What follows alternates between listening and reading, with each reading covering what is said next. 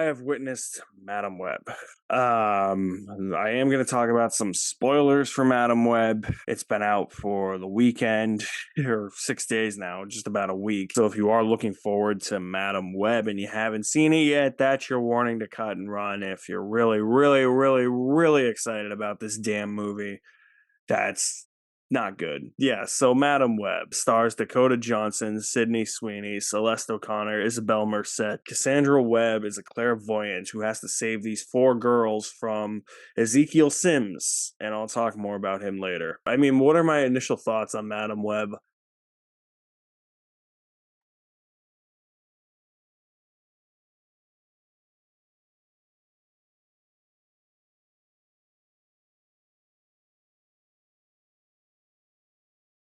That was embarrassing. This isn't just ugly. This isn't just an embarrassment. Madam Web is castrated cinema with a rotten heart. This is like an indictment on American cinema. Like, I don't think I have seen a worse superhero movie than this. This is so flatly and poorly written by the guys who brought you Morbius, by the way, and so poorly edited and filmed. Like, this feels like a high school project that's incomplete, honestly. Like, I feel like a high school film student could do a better job making a big budget movie like this. I mean, 80 million's not that much of a budget for a superhero movie, but I feel like a high schooler could do more with 80 million than this movie. The special effects to me were astounding. They were as bad as original PlayStation graphics. Sometimes I wasn't even looking at people. I felt like I was looking at shapes. You know how people say things look like polygons because that's how graphics looked back in the day? I felt like I was looking at polygons rather than people. This is also one of the most boring superhero movies ever made. I felt the same way with Morbius. Not really much happens in this movie. It's very action light. It tries to be very psychological thrillery, and even then that doesn't work. Let's talk about the four main leads of this movie: Dakota Johnson, Sydney Sweeney, Isabella Merced, and Celeste O'Connor. Out of the four, I feel like Isabella Merced is probably the one who's trying the most. I think Celeste O'Connor is overdoing it, and I really liked her in Ghostbusters Afterlife, but she's overdoing it here. Sydney Sweeney, oh my god, what the hell does she play? And then we get to Dakota Johnson. I'm going to say something about Dakota Johnson that nobody's going to agree with, and everybody's probably going to be like, well, you just hate her for the sake of hating her. I don't. I mean, I think there is untapped potential in Dakota Johnson. Clearly, with this movie, it's evident if you see her press tour because she clearly does not give a fuck about this movie, but not just Madam Web, but everything I've seen her in. She looks like she'd rather be elsewhere. And that's just the kind of impression that I get from her. I don't know why. I just, everything I've seen her in, maybe it's because maybe the 50 Shades fame got to her. I have no idea. But everything I see her in, she always feels like the weakest link because I feel like she wants to be somewhere else. Comes across to me that she doesn't want to do this as a profession. And quite frankly, when you have that much fame and you get criticized that much in a film trilogy based off three shitty books, I can't really blame you if that's how you feel and if you're taking it out on your other roles. Yeah, so none of them really worked for me. I mean, Isabella Merced was at least trying.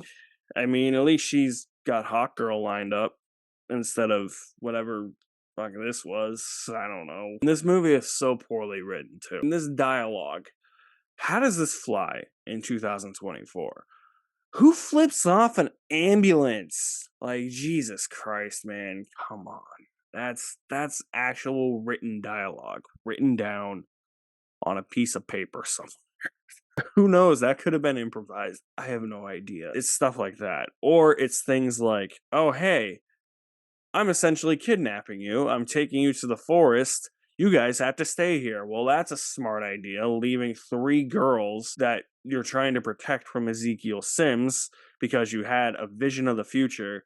Yeah, that's nice, leaving them in the forest so that they can get eaten by and attacked by coyotes and bears. Nicely done. But it's not only that. I think the stupidest part of that scene is hey, there was a diner over there, and I feel like they just traversed across a whole forest, and there's a diner just plopped there, and I'm like, yeah, that makes total logical sense. There's just so many illogical things like that that are in this movie that plague this screenplay. You can tell that it's written by the people who wrote Morbius or The Last Witch Hunter or Gods of Egypt. Like, there's nothing creative about this writing. It follows every superhero movie cliche in the book. CJ Clarkson or S.J. Clarkson. Is that who directed it? Yes. Yes. S.J. Clarkson. Hershey's done some fantastic jobs with some TV episodes. I think it was Orange and the New Black she was here, but this just, I don't know what happened with her directing. Angles are off. Action's very shoddily filmed when there is action. The editing is all over the place. I don't know. Maybe she's not as good of a director as we all think, or maybe she is, and this just reeks of studio meddling. That's probably the case here. I just don't get how Sony has all these Spider Man related movies in a Spider Man universe without Spider Man. It makes no sense to me. I get it. He's on loan to the MCU.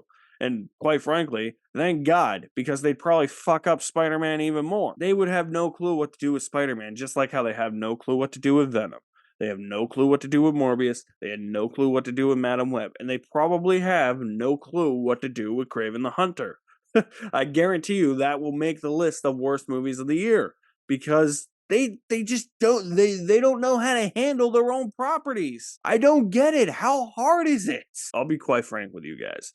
This was a movie I wanted to see in theaters, and scheduling conflicts with my job just it didn't work out, and I'm not blaming anybody on that. I did want to watch it because I was just like, okay, let me see if this is the unintentional comedy I want it to be or that people are claiming it is. Even then, I didn't enjoy myself as much as I was hoping. I was hoping this would be like another episode of roasting movies, a new release. I wouldn't use any clips because it is a new release, but it didn't even come across like that. There are spurts of hilarity sprinkled throughout, like unintentional comedy. I couldn't help but laugh at, like some of the special effects or just like some of the things Ezekiel Sims does. This was just bad. It was bad.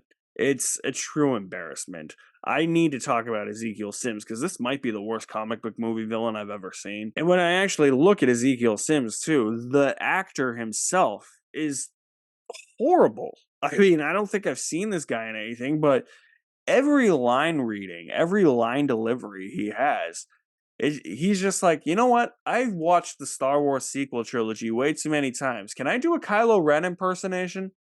That's him. He's reading every line the way Adam Driver would read a line as Kylo Ren, except Adam Driver is actually a way better actor than this guy. He just sounds so robotic and monotone. It reminded me of Kylo Ren for some reason, and it's crazy that that's a performance choice. This man's villainous scheme. Okay, he kills Cassie's mom in the Amazon in 1973 because they discover this spider that has healing abilities. You don't really get the motive as to why. I mean, I think you can assume that it's because it has healing abilities and he wants that power. Okay, fine. I kind of get that. But like this man's motive in the present, what like his motive is that I had a vision of the future where these three girls kill me and now I want to kill them. That's his villainous scheme. That's the villain of a comic book superhero movie.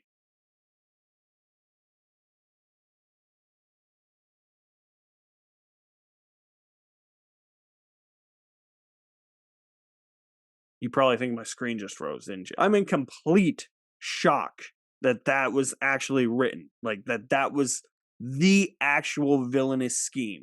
These girls are going to kill me in the future, so I'm going to kill them in the present. I mean, that could work, but just don't make it so surface level. I think everything that's been said about Madam Web has been said, and I'm just piling onto it. I don't really have anything new to add to the conversation, but I just had to get my thoughts out on Madam Web because, like I said, I didn't see it in the theater. You were probably like, "Well, how'd you see it if you didn't see it in the theater?" Because I didn't actually state how I saw it, and I really don't know if I should state it because people will probably be like, "Well, you are trying to review movies, and that's not the way to watch a movie." Look, I wanted to watch it, so I bootlegged it, and I really, the Russian subtitles were more entertaining than the damn movie. This movie is a really terrible version of a Final Destination movie.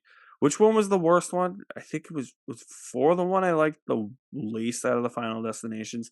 If that's the case, yeah, Final Destination 4 is way better than this. That's for sure. I mean, jeez, I think Sony needs to pack this universe up. And I mean, if you can't tell by the tone of my voice and everything I've said, there's nothing positive about this movie except maybe Isabella Merced kind of trying. But even she can tell she's in a terrible movie. Guess I'll stop talking about Madam Assweb since it belongs in popcorn hell. I mean, I really just don't get how you put out a product like this. It's such an embarrassment. It makes your studio look worse than it may already be, or it just gives your studio a bad rep. It's like when Zaslav cancels movies that are already made for Warner Brothers for tax write offs. It makes people not want to work with him. I mean, why would I want to make a superhero movie for Sony that isn't any of the Spider-Verse movies or that isn't any of the Spider-Man MCU movies? I'm not going to make a Spider-Man universe movie without Spider-Man for Sony because they're either going to meddle it or it's going to turn out to be absolute shit like this movie. So, if you are excited for Madam Assweb and this review kind of made your excitement go out the window, apologies, but yeah, I had to talk about it. It's late. This is a late review. I'm sorry. I apologize. I've been trying to see it for a few days now. It just hasn't worked out. I will leave my link to my website in the description below. You guys are the best. Thank you for watching. My name is Alex Madden, and I will see you at the movies somewhere.